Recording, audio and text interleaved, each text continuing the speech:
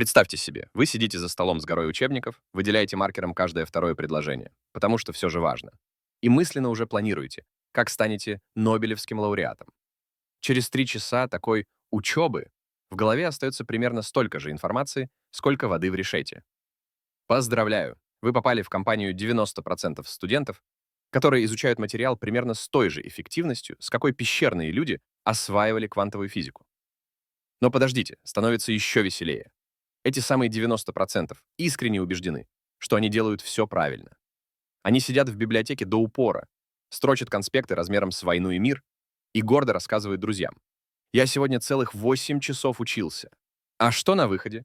Знания улетучиваются быстрее, чем деньги после зарплаты. Экзамен превращается в русскую рулетку с учебником, где главная стратегия «авось пронесет». Секрет в том, что настоящее обучение требует меньше времени, но больше мозгов. Но не бойтесь, это очень легко. Я провел все исследование за вас. Я покажу 6 научно доказанных методов, как учиться быстрее и запоминать надолго. Вот они. Первый. Правило 80/20. Встречайте самое жестокое открытие в мире образования. 80% того, что вы зубрите, абсолютно бесполезно для экзамена. Пока вы героически запоминаете, какого цвета были носки у Наполеона в битве при Ватерлоо, на экзамене спросят про его основные военные реформы. Это называется правило Парето, и оно работает везде. 20% ваших усилий дают 80% результата.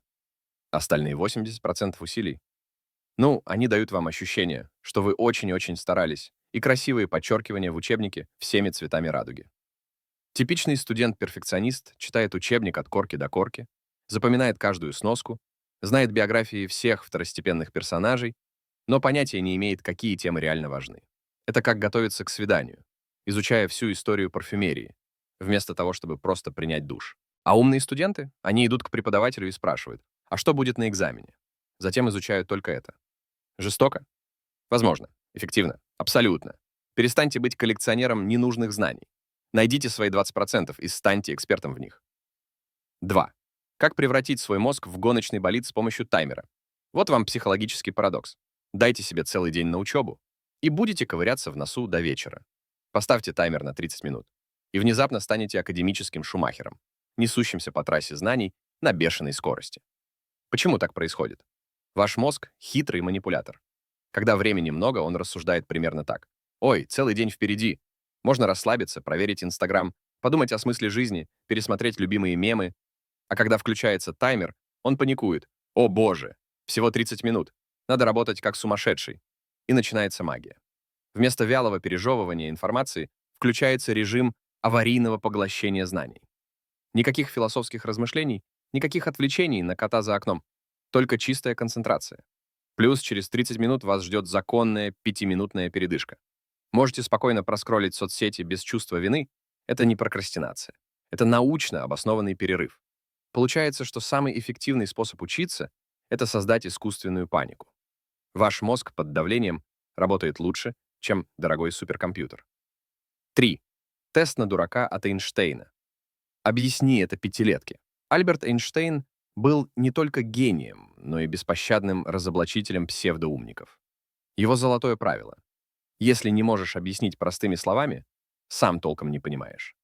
Переводя на современный язык, большинство отличников — это просто продвинутые попугаи с хорошей памятью. Представьте сцену. Вы 3 часа зубрили квантовую механику. Можете процитировать учебник наизусть и чувствуете себя следующим Стивеном Хокингом. А теперь попробуйте объяснить принцип неопределенности Гейзенберга своей бабушке или пятилетнему племяннику. Ну, это когда там частицы, они как бы... В общем, это сложно. Поздравляю, вы только что провалили тест Эйнштейна. Техника Фейнмана работает как детектор лжи для ваших знаний. Можете жонглировать научными терминами. Отлично, но это еще не понимание. А вот когда можете объяснить сложную тему через простые аналогии и примеры, тогда знание действительно ваше. Самое забавное, пока вы пытаетесь перевести сложное на простой язык, ваш мозг наконец-то начинает по-настоящему понимать предмет. 4. Почему ваш мозг притворяется, что все помнит, а на самом деле не помнит ничего? Ваш мозг — отличный актер и патологический лжец. Когда вы читаете учебник в 100-й раз, он радостно кивает. «Да-да, я это все знаю, узнаю каждое слово».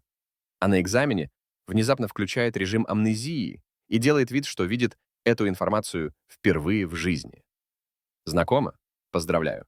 Вас обманула иллюзия знания, любимый трюк вашего мозга-мошенника. Вот в чем подвох. Узнавание и воспоминания — это два совершенно разных процесса. Когда вы читаете «фотосинтез происходит в хлоропластах», мозг говорит «О, это я где-то слышал, значит, я это знаю». Но попробуйте закрыть книгу и воспроизвести эту информацию. И внезапно оказывается, что в голове пустота хуже, чем в космосе. Активное воспроизведение работает как строгий экзаменатор для вашего мозга. Никаких подсказок, никаких «А, да, точно, я это помню», только суровая реальность.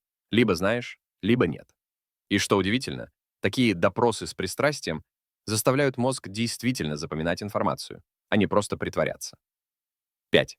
Почему ваш мозг работает как ночной клуб, и при чем тут спортзал? Вот вам шокирующая новость. Пока вы спите, ваш мозг превращается в самый эксклюзивный ночной клуб в городе.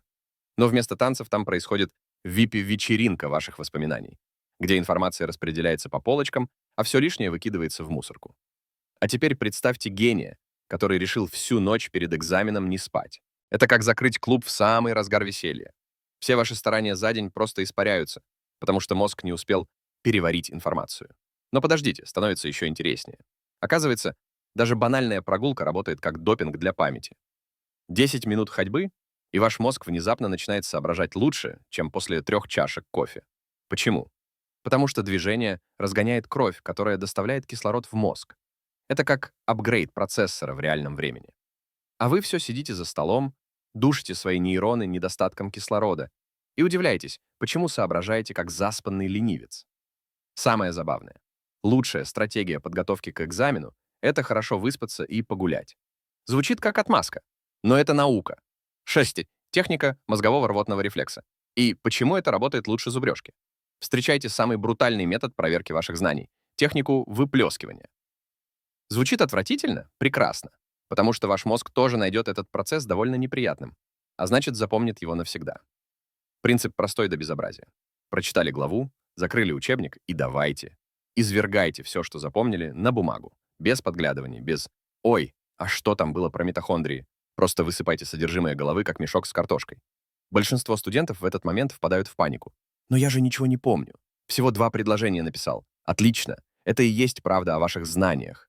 А то, что вы думали, будто все помните после чтения, это была красивая иллюзия, которую любезно создал ваш мозг-лжец. Самое садистское в этом методе, когда вы потом открываете учебник и видите, сколько всего забыли.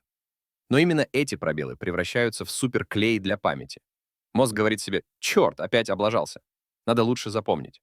Результат. Информация врезается в память так глубоко, что ее уже никогда не выкорчуешь. Итак, подведем итоги. Чтобы учиться быстрее нам надо. Первое.